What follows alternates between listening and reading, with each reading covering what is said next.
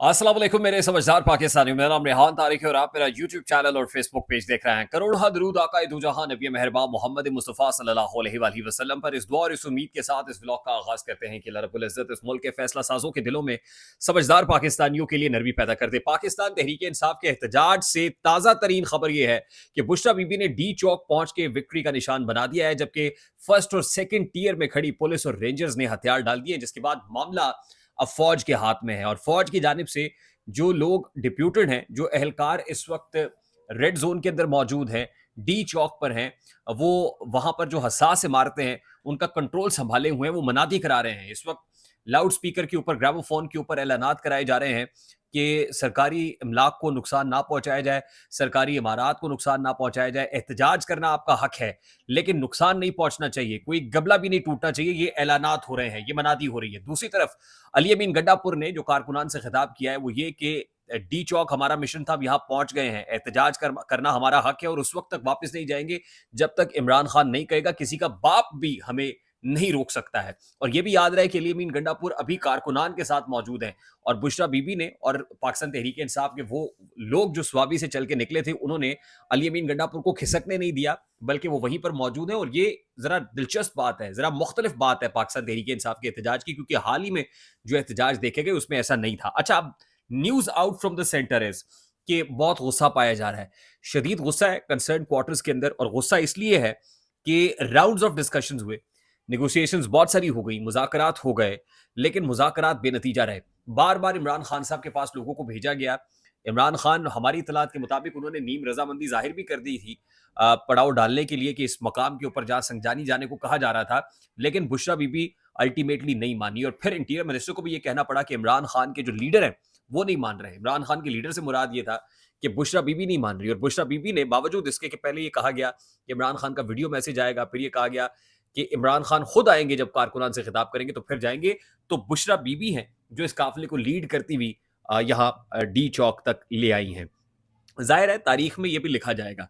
और जहाँ बहुत से लोग डेमोक्रेसी के लिए मिसालें देते हैं, नुसरत भुट्टो साहिबा की, इवन मादरे मिल्लत फातिमा जना से शुरू कर लेना, फिर नुसरत भुट्टो भी निकली थी, वो अपने भाई को, मादरे मिल्लत अपने भाई के साथ खड़ी हुई थी। नुसरत भुट्टो जिस अंदाज में निकली थी जुल्फ़िकार अली भुट्टो के मामले के अंदर, वो सबके सामने है। और फिर बेगम कुलसूम नवाज, नवाज शरीफ साहब के लिए निकली थी। तो आज अगर बुशरा बीबी निकली हैं तो ये भी बड़ा सिंबॉलिक है और ये कोई नई बात नहीं है कि हमारी पॉलिटिकल हिस्ट्री के अंदर खवातीन इस तरह से काफिलों को लीड करते हुए ना आई हों। ये हमने माजी में भी देखा है, काफिलों को लीड करते हुए खवातीन को देखा है और फ्रंट लाइनर, फ्रंट रनर के तौर पे आती हैं। और अगर आज पाकिस्तान तहरीक इंसाफ तमाम तर रुकावटों को अबूर करते हुए यहाँ तक पहुंची है तो क्रेडिट तो सिर्फ बुशरा बीबी का ही है, क्योंकि इससे पहले बहुत कोशिश की गई, अटेम्प्ट की गई, लेकिन जो है वो कॉम्प्रोमाइज्ड हो गई, लीडरशिप कॉम्प्रोमाइज हुई। और अल्टीमेटली अब देखना यह है कि यहाँ से कोई पॉइंट ऑफ नो रिटर्न पे आ गए मामला कि यहाँ आके कोई बातचीत हो सकती है। वैसे तो कुलिया जो मरियम नवाज ने उस वक्त दिया था कि पावर टॉक्स टू पावर, मजामत होगी तो मफामत होगी, तो अब इस वक्त जो है वो क्या होगा। अच्छा, अभी जो जो खबरें आ रही हैं इस्टेब्लिशमेंट की तरफ से वो ये हैं कि अब हम, हमारी शराइत होंगी, यानी इससे पहले हम आपकी शराइत के ऊपर बात करने को तैयार थे, आपने बात नहीं की, अब हम आपको ये बता दें कि शराइत हमारी होंगी। वो जिसको कहते हैं ना कि जगह और वक्त का तयन हम करेंगे। तो इस्टेब्लिशमेंट की तरफ से ये कहा जा रहा है कि अब जो है, हमने आपको बहुत कहा कि आप बिहेव करें और हमने आपके पास कासिद के हाथ पैगाम भेजा, लेकिन आपने बिहेव नहीं किया। आपको हमने कहा कि संजानी रुक जाएं, आप संजानी में नहीं रुके। हमने पेशावर मोड़ के ऊपर धरने को 3 दिन तक के लिए कहा कि वहां वहां उसकी बात हो सकती है, वहां पर भी आप नहीं रुके। और डी चौक जो हमारी रेड लाइन थी, आपने रेड लाइन क्रॉस कर दी है और रेड लाइन क्रॉस करने का जो अंजाम है अब आपको भुगतना पड़ेगा। अब ऐसे मौके पे जो अदलिया है वो भी इंटरवीन करेगी।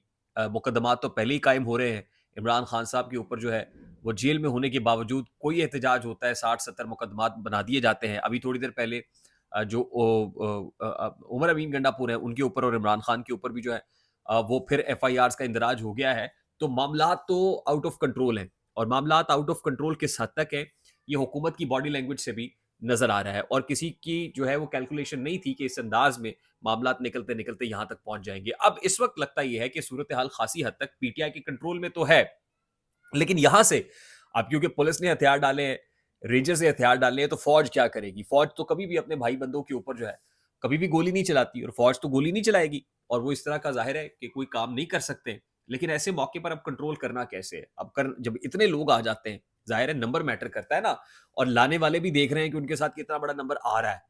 ये मैटर करता है। ये बहुत बेहतर होता कि इनको बहुत earlier this could have been damage could have been controlled, लेकिन वो डैमेज से मामला तब आगे निकल गए हैं। अब वो रेंजर्स के जवानों की शहादत हो, या पुलिस के जवानों की शहादत हो, या पाकिस्तान तहरीक-ए-इंसाफ के वर्कर्स की का जो है वो जान से जाना हो, खून बहना हो, ज़ख्मी होना हो, सैकड़ों दर्जनों लोग ज़ख्मी हैं, तो मामला तो अब बहुत आगे निकल चुके हैं। तो इसी बिना पर मैं ये कह रहा हूँ कि हालात तो खासे संगीन आउट ऑफ कंट्रोल हैं। अब इस मौके के ऊपर बात करने के अलावा और चारा क्या है? बात तो करनी पड़ेगी। लेकिन देखना ये है कि अब बात इमरान खान के पास करने के लिए तो भेजे आपने लोग, इमरान खान ने कह भी दिया। यहाँ पर तो बात आपको बुशरा बीबी से करनी पड़ेगी, और बुशरा बीबी से मुताल्लिक तासुर ये है कि जी आपको हमने सीबीएम मेजर्स के तौर पर हमने ज़मानत पे रिहा भी किया। खबर भी मैं एक साहब की देख रहा था, वो कहते हैं जी कि देखिए बुशरा बीबी को जो है मरियम नवाज ने एक मीटिंग में बैठ के कहा कि जी जिस तरह की सोबतें हमने बर्दाश्त की हैं वैसी उनकी जो मुखालिफिन है उनकी खवातीन पे नहीं होनी चाहिए। लेकिन बात ये है कि अब वो ये कह रहे हैं, इसका क्रेडिट ले रहे हैं कि देखिए हमने तो ये किया, तो आपने एहसान फरामोशी कर दी। वो कहते हैं जिस पे एहसान करो उसके शर से बचो, कि हमने बुशरा बीबी को ज़मानत पे रिहा किया और बुशरा बीबी इतना बड़ा काफ़िला लेके वो इस्लामाबाद में पहुँच गई, तो बहुत नाइंसाफ़ी है। यानी अभी एक विक्टिम कार्ड भी प्ले करने की कोशिश की जा रही है। तो अल्टीमेटली बात तो अब आपको बुशरा बीबी से करनी पड़ेगी, और बुशरा बीबी इमरान खान की रिहाई से किसी कम के ऊपर मानने को तैयार नहीं है। फिर आप कैसे मनाएँगे? क्या फिर आप कोई अदालत को इंटरवीन कराएँगे? वो जैसे रात को 12 बजे अदालतें खुलती हैं, क्या ऐसा कोई हुक्म आएगा और फिर उसके ऊपर तौहीन अदालत होगी, और तौहीन अदालत वाले मामले के अंदर अब यहाँ से तो जो भी होगा, वो गिरफ्तारियों की सूरत में होगा। ये मैं आपको पहले बता रहा हूँ कि अगर ये डेडलॉक यूँ ही रहता है और मामलात किसी जो है वो तोड़ नहीं लगते हैं, किनारे नहीं लगते हैं, तो फिर यहाँ गिरफ्तारियाँ होंगी, और सबसे पहले लीडर्स को गिरफ्तार कर लिया जाएगा। यानी इस वक़्त जो स्टेट का माइंड मैं आपको बता रहा हूँ, जो इतना गम-ओ-गुस्सा लग रहा है। और फिर उसमें ज़ाहिर है इमरान खान साहब को बताया गया था जी आपकी जो अहलिया है, उनकी ज़मानत हुई लेकिन फिर दोबारा गिरफ्तार हो जाएँगी, तो फिर बुशरा बीबी को सबसे पहले गिरफ्तार कर लेंगे।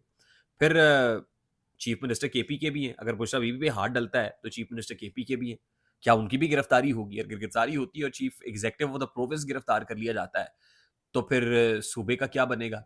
वहाँ पे क्या करेंगे? आपको गवर्नर राज लगा देंगे। तो ये तो एक फँस क्रिएट कर देंगे आप, मैस वो ऑलरेडी टेररिज़्म बहुत ज़्यादा है वहाँ पे। तो यहाँ से जो भी है, मैंने कहा था कि गेम ऑफ नर्व्स है, असाब की जंग है। जो असाब को मज़बूत रखेगा, वही जीतेगा, और अभी तो असाब के ऊपर बुशरा बीबी और पाकिस्तान तहरीक-ए-इंसाफ का काफ़िला हावी दिखाई दे रहा है। देखते हैं कि अगले चंद घंटों के अंदर क्या होता है। मैं आपको पहले बता रहा हूँ कि इस तरह का कोई इक़दाम हो सकता है, लेकिन अल्टीमेटली उसका रिएक्शन कितना बड़ा होगा, कि आप इस झुंड के अंदर से किसी को गिरफ्तार करते हैं, तो क्या वो 9 मई पार्ट 2 वाला मामला होगा? यहाँ पे यहाँ पे बहुत बारीक सी लाइन है, और हम दुआ करते हैं कि अल्लाह ना करे कि मामलात उस तरफ जाए जहाँ जाते हुए नज़र आ रहे हैं। आई होप मेरी बात आप तक पहुँची होगी, और पहुँचे तो वीडियो को लाइक और शेयर करना मत भूलिएगा। चैनल पे नए तो चैनल को सब्सक्राइब कर लीजिएगा, बेल आइकन ज़रूर दबाइएगा। मुझे रेहान तारिक को इजाज़त दीजिए, बहुत सारा ख्याल रखिएगा। अस्सलाम वालेकुम।